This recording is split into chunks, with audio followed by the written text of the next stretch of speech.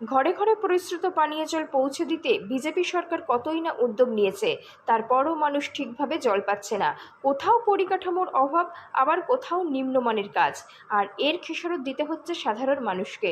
ডুকলি ব্লকের অধীন শ্রীনগর গ্রাম পঞ্চায়েতের ৩ নম্বর ওয়ার্ডে কান্তাজলা এলাকায় জলের পাম্প দেওয়া হয়।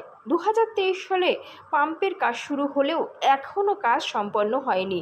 এছাড়া নিম্নমানের কাজের অভিযোগ তোলেন এলাকাবাসীরা।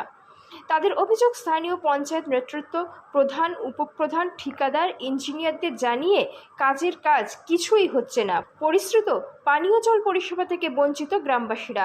তারা ক্ষোভের সঙ্গে জানান, জল ঠিকভাবে না দেওয়া হলে আগামী দিনে এই পাম্প যেন বন্ধ করে দেওয়া হয়।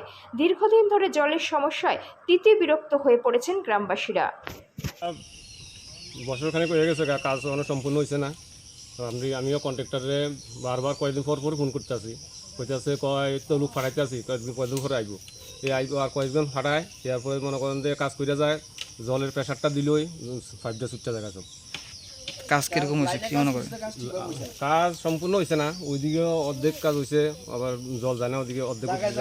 আমরা জলের সমস্যা, আমরা যে পাইপ দিয়ে জল দিছে, এই পাইপ দিয়ে জল জানা কিন্তু একেবারে এমন চিকনে পাইপ। আমরা ওনকার বালা এরম মোটা পাইপ দিয়ে জল না দিলে কিন্তু জল যাইতো না, নইলে তুলে নেগে। আমরা জলের লেগে সমস্যা, আমরা জল পাইতে আছি না।